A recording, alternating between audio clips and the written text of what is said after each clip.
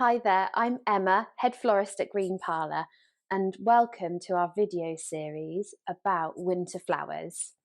Winter flowers are just fantastic. I love them.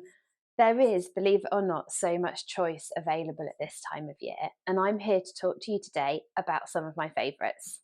You can see on this table I am surrounded by that lovely soft pastel colour with just a hint of this beautiful, beautiful yellow, giving those spring vibes. The list that I'm going to tell you today is not conclusive. There are so many different flowers available, varieties of flowers available, but I've just chosen a few of my favourites of the season, and I'm going to be telling you why they're my favourites and also how to care for them. First up, we have ranunculus. Has to be up there. I'm starting on a high. Has to be up there with my favourite flowers of all time. They are these flowers here.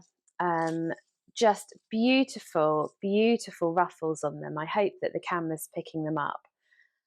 They are fantastic for arrangements. You can plant them in the garden, you can grow them, they grow from little corns. But they're a little bit early if you were after the English grown ranunculus. These are an Italian grown ranunculus, which are just incredible, really large heads on them. I always liken them to kind of a peony. They've got that same ruffliness. And fantastic flower to see right the way through until kind of May, early June at a push as well.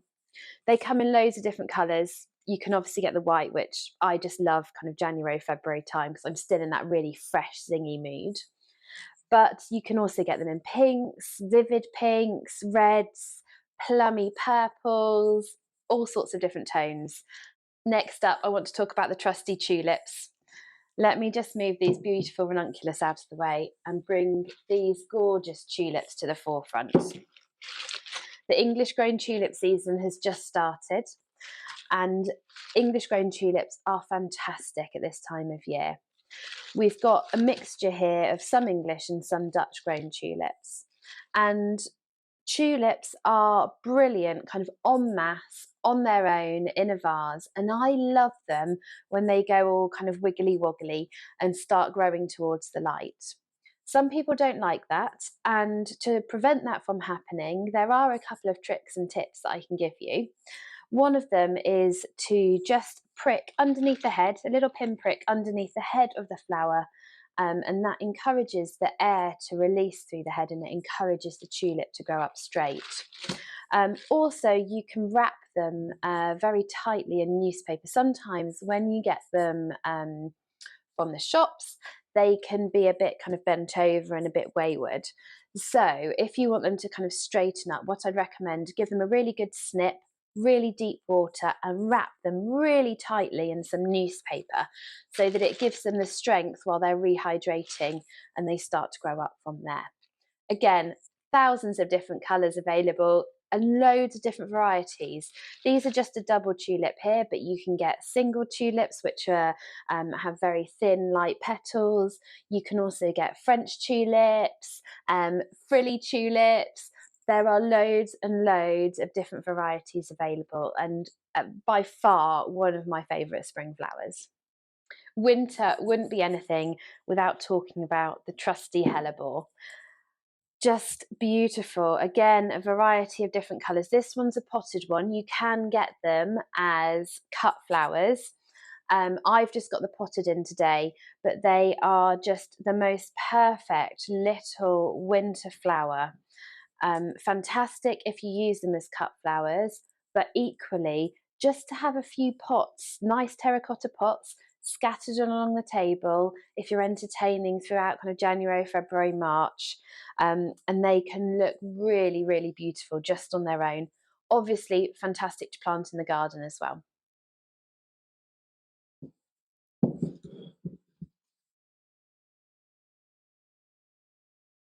You heard me mention earlier that I'm a fan of their kind of zest and zing and the freshness of January and February.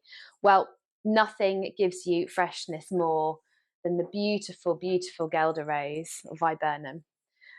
This is just fantastic. You can see the movement, how it dances, and that beautiful, vibrant colour that is really unrivaled at this time of year. You don't get much in that really true kind of zesty tone.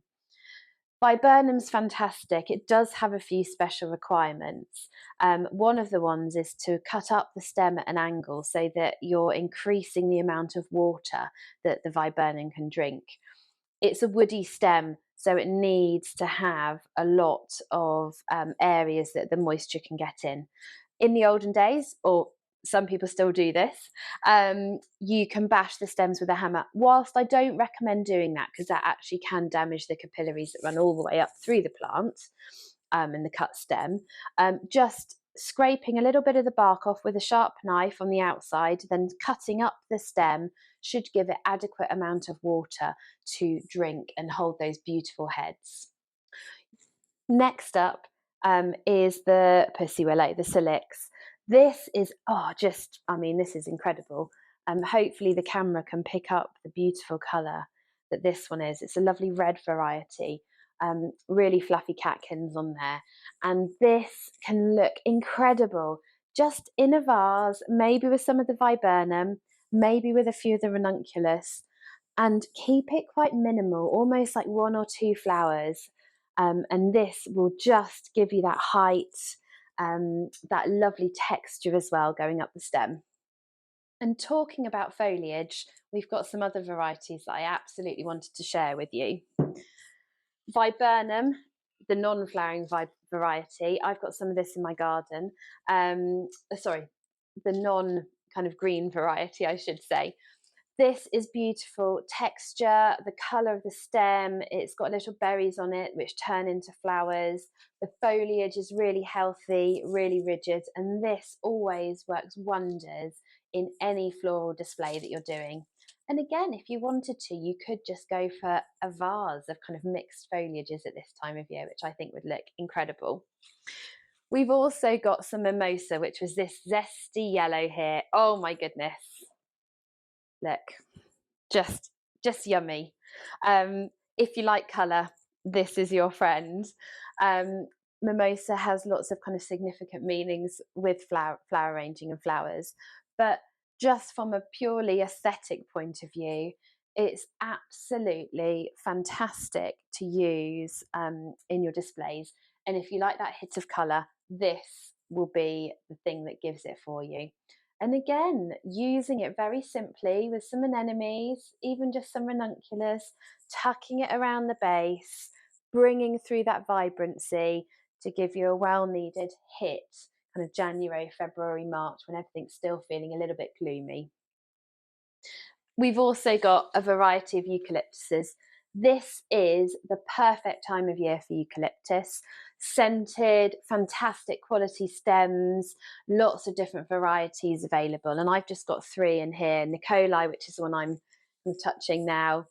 There is the Scenaria, which you might be more familiar with here. And we've got another variety here, which is just beautiful. And all of them have slightly different scents, but all of them are equally beautiful to use in your floral displays during the winter months.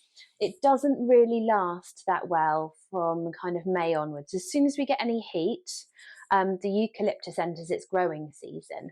And that's when it starts to kind of get a bit weaker and the quality of the actual eucalyptus isn't that good. So make the most of it now. A couple of bunches in your home, as I've said, with a few kind of key other flowers can look incredible. Not forgetting now the scented flowers that are available.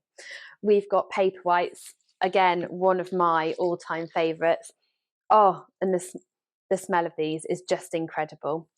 In the series, I'm going to be showing you how to do a vase just with Paperwhites and a few other kind of foliagey bits. Beautiful, beautiful long stems, really lovely flower heads on them. They start kind of very tight and then you get these star-shaped flowers which open up fantastically, and the scent that they give off is incredible. If you like scented flowers, these would be the ones to go for. They don't like being mixed in particularly with other flowers.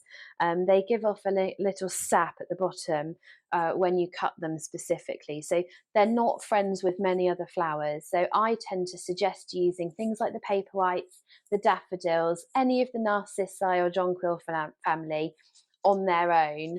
And actually, you can just use, they are that type of flower that you can just have that impact on their own. But oh, incredible. The smell is insane. Next up, the hyacinths, which you can see nestled here. These ones are still really closed. These have just come in this morning. So still very, very closed, and will open up into these little kind of trumpet-shaped flowers. Very, very highly scented. The hyacinths come with this kind of little bulb bit on the bottom of them.